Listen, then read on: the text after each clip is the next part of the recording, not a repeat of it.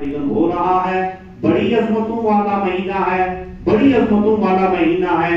اس مہینے کو جس نے پایا اور وہ بخشش نہ کروا سکا، ہلاک ہو گیا وہ شخص۔ اللہ رب العالمین ہمیں اس مہینے میں زیادہ سے زیادہ کثرت سے نیک اعمال کرنے کی توفیق عطا فرمائے۔ اللہ رب العالمین نے قرآن مجید فرقان حمید قرآن رشید میں تفصیل ذکر رمضان المبارک کا اور روزے کا مقصد بیان فرمایا، اور اللہ خالق کائنات نے، مالک کائنات نے صحیفہ قرآن صحیفہ انقلاب میں ارشاد فرمایا، محبت سے بولے سبحان اللہ۔ اعوذ باللہ من الشیطان الرجیم، بسم اللہ الرحمن الرحیم۔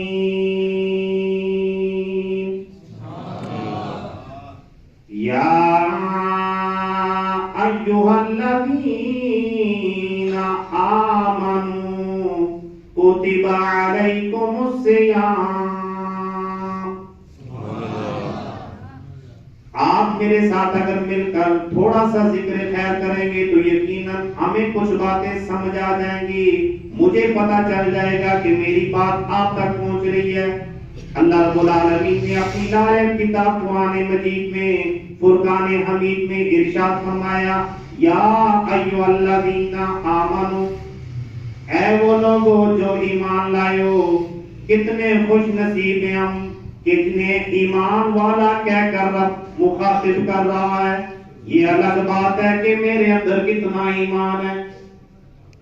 میری باتیں شاید سمجھ کر آپ اگنور بھی کر رہے ہوں گے کہ یار مولوی اس طرح کی باتیں کرتا ہے، لیکن میرے مصطفیٰ کے غلاموں یہ سننی تو پڑے گی، کیونکہ آپ جمعہ کے دن مسجد میں آ گئے ہیں۔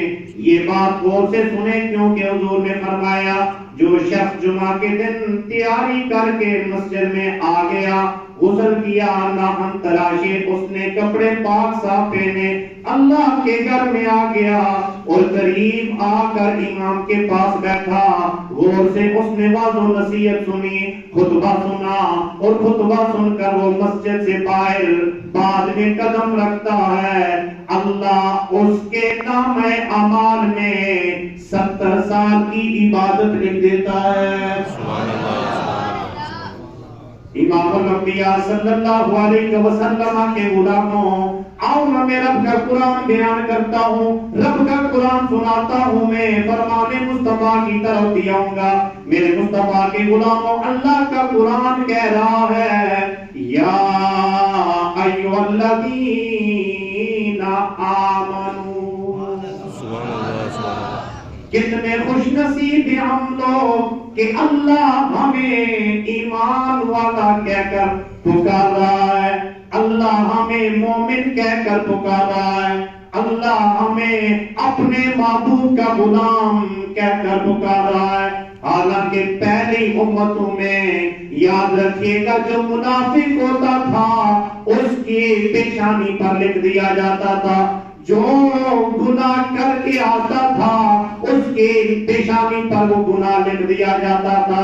یہاں میرا غور کرے نا، یہاں ذرا فکر کرے نا، 60 70 80 سالہ بوڑھا ہے، جھوٹ مار کے آ جاتا ہے، باہر بڑی بڑی باتیں کر کے غیبت اور چغلی کر کے آ جاتا ہے، باہر کتنے گناہ کر کے آتا ہے، لیکن اس مالک کا کرم تو دیکھیں، اس مالک کا فضل تو دیکھیں، وہ گھر میں داخل ہوتا ہے، گھر والوں کو اس کی پیشانی پر نہ جھوٹا نظر آتا ہے، نہ فراڈیا نظر آتا ہے، نہ چغل خور نظر آتا ہے، نہ غیبت کھانے والا نظر آتا ہے۔ لکھا ہوا کیوں؟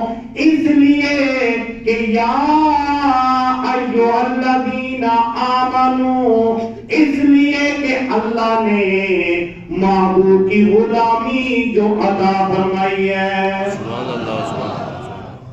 نبی سونے کی غلامی عطا کی ہے، یہی وجہ ہے خالق نے، مالک نے پہلی امتوں کی تو پیشانیوں پر لکھ دیا یہ جھوٹا ہے، یہ فراڈیا ہے، یہ شرابی ہے، یہ زانی ہے، مگر نہیں، اس امت کا یہ حال نہیں ہے۔ اس لیے لوگوں، اس لیے او میرے محبوب کے غلاموں، کہ اللہ نے ہمیں جو غلامی رسول عطا کی ہے، یا ایھا الذین آمنو، اس پر بڑی تفصیلی بات ہو سکتی ہے، لیکن میں آگے بڑھ رہا ہوں، مختصر بات کروں گا فضائل رمضان پر۔ یا ایھا الذین آمنو، اے وہ لوگوں جو ایمان لے آئے ہو، کتب علیکم الصیام، بولے محبت سے سبحان اللہ، کتب علیکم الصیام، کتب علیکم الصیام، اے ایمان والو تم پر روزے فرض کیے گئے، تم پر روزے فرض کیے گئے، یاد رکھیے گا تم پر روزے فرض کیے گئے، اللہ کا حکم ہے تم پر روزے فرض ہیں۔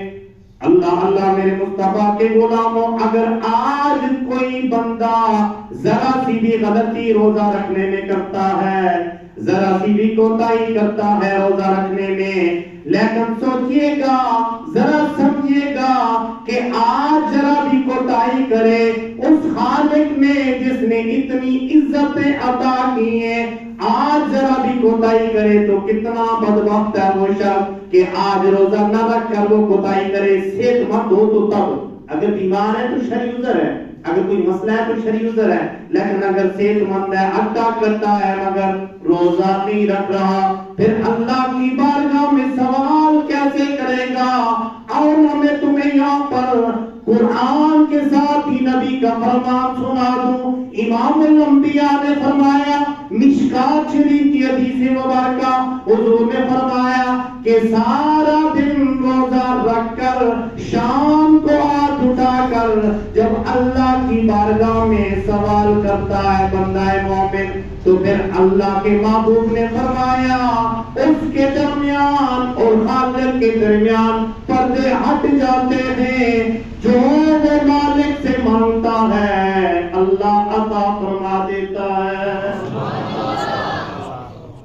امام الانبیاء صلی اللہ علیہ وسلم کے غلاموں، یا ایھا الذین آمنو کتب علیکم الصیام، اے ایمان والو تم پر روزے فرض کیے گئے ہیں، تم پر روزے فرض کیے گئے ہیں، تم پر روزے فرض کیے گئے ہیں، خالق کی طرف سے حکم آ گیا ہے، مالک کی طرف سے حکم آ گیا ہے، تم پر روزے فرض کر دیے گئے ہیں، لعلکم، آگے فرمایا امام الانبیاء صلی اللہ علیہ وسلم کے غلاموں، فرمایا جیسا کہ کتبہ فرض کیے گئے تھے، جیسا کہ فرض کیے گئے تھے، کیا فرض کیے گئے تھے؟ کما کتبہ علی الذین من قبلکم، تم سے پہلی امتوں پر روزے فرض تھے، صرف تم پر ہی نہیں، تم سے پہلی امتیں بھی تھی ان پر بھی روزے فرض کیے گئے تھے۔ مقصد کیا ہے مالک صبح سے شام تک بھوکا رہنے کا؟ فرمایا بس صرف ایک مقصد ہے، صبح سے شام تک بھوکا رہنے کا، پیاسا رہنے کا، جناب معدے کو بھوک برداشت کرنی ہے، پیاس برداشت کرنی ہے، سختی برداشت کرنی ہے، تنگی برداشت کرنی ہے، دھوپ میں کام کر رہا ہے، وہ کوئی کسی قسم میں کوئی بیماری پریشانی میں وقتی میں کوئی کسی جگہ پہ کوئی شرعی عذر معذور نہیں بنتا، پریشان ہے، پھر بھی اس نے روزہ رکھا ہوا ہے، سفر کی حالت میں بھی اس نے اللہ کی رضا کے لیے روزہ رکھ لیا، تو فرمایا کیا ہے یہ، کس لیے کیا، کیوں کیا، مقصد کیا ہے؟ اللہ نے اپنی لارے کتاب میں ارشاد فرمایا لعلکم تتقون، لعلکم تتقون، فرمایا میرے محبوب والا نبینا علیہ الصلوۃ والسلام کے غلاموں، خالق نے ارشاد فرمایا، مالک نے ارشاد فرمایا، اور روزے رکھنے کا مقصد کیا ہے؟ تم سے روزہ رکھوانے کا مقصد کیا ہے؟ اللہ کو تمہاری بھوک سے کوئی فکر نہیں، نہ تمہاری پیاس سے کوئی پرواہ ہے، وہ بے نیاز ہے، اس کی شان یہ ہے قل هو اللہ احد اللہ الصمد، اس کی شان یہ ہے کہ وہ بے نیاز ہے، اسے کسی کی کوئی پرواہ نہیں ہے، کوئی بھوکا ہے یا پیاسا ہے اسے کوئی پرواہ نہیں ہے، وہ جو بے نیاز ٹھہرا۔ امام الانبیاء کے غلاموں، اللہ نے روزے کا مقصد بیان فرمایا اور فرمایا میرے محبوب کے غلاموں، میرے محبوب کے متوالوں، میرے محبوب کے چاہنے والوں، صبح سے شام تک بھوکا رہنے کا ایک مقصد ہے۔ وہ مقصد کیا ہے؟ لعلکم تتقون۔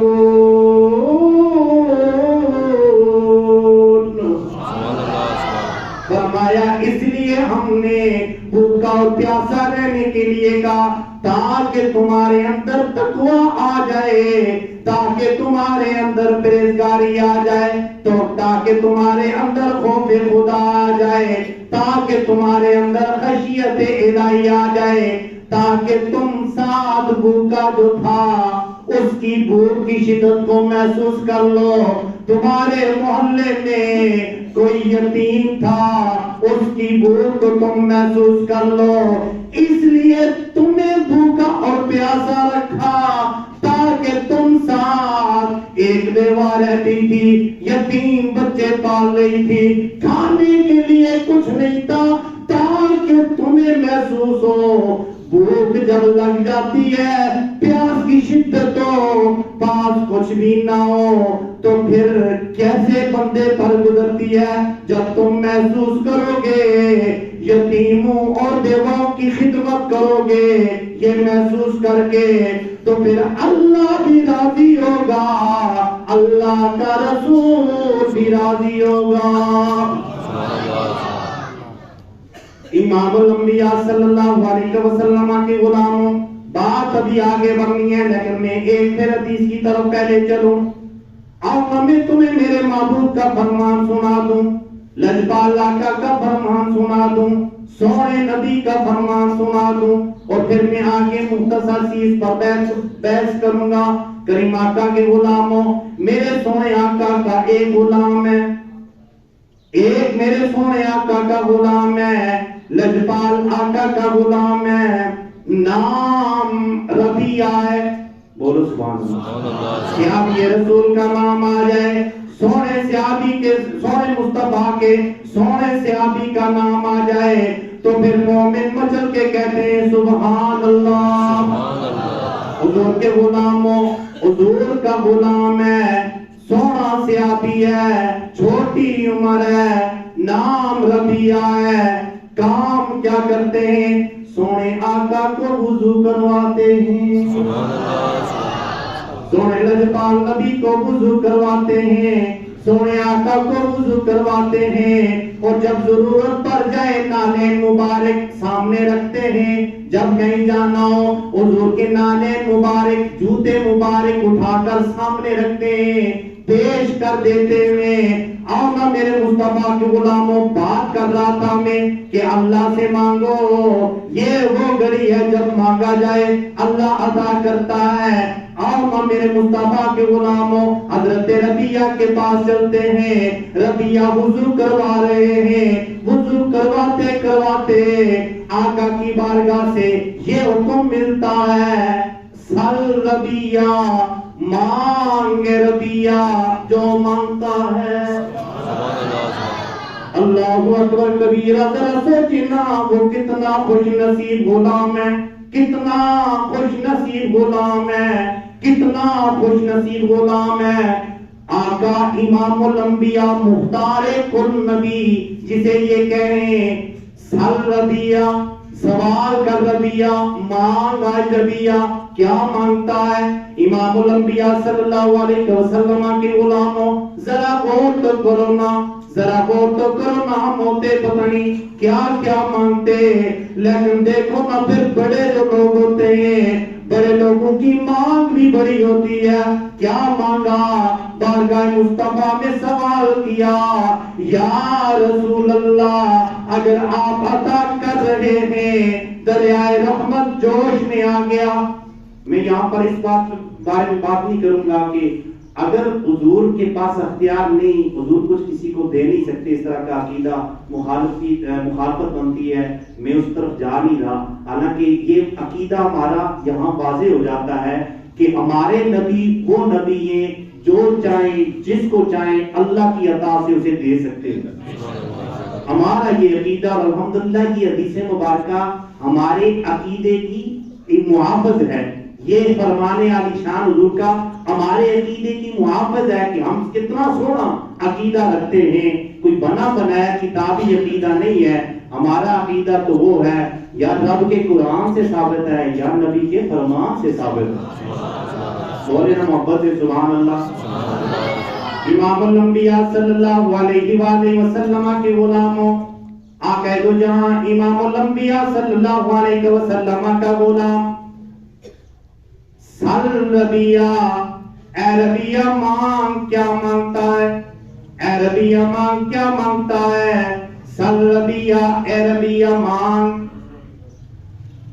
کیا مانگتا ہے. کریمہ کا امام الانبیاء صلی اللہ علیہ وسلم نے فرمایا اے ربیہ مانگ کیا مانگتا ہے. حضرت ربیہ نے سوال جب کیا یا رسول اللہ دریائے رحمت جوش میں ہے, اگر عطا کرنے پر آیا ہوا ہے, خواہش پوچھی ہے تو یا رسول اللہ صلی اللہ علیہ وسلم فداک ابی و امی اسألک مرافقتک فی الجنہ اسألک مرافقتک فی الجنہ. یا رسول اللہ عطا کرنے پر آئے تو مجھے جنت میں اپنے پڑوس عطا فرما دے, جنت میں اپنا پڑوس عطا کر دے. او میرے مصطفیٰ کے غلاموں, سمجھانا یہ چاہتا تھا, حدیث طویل ہے, سمجھانا یہ چاہتا تھا آؤ نا ماہ رمضان ہے, مانگ لو نا آج اللہ سے, اللہ عطا کرتا ہے.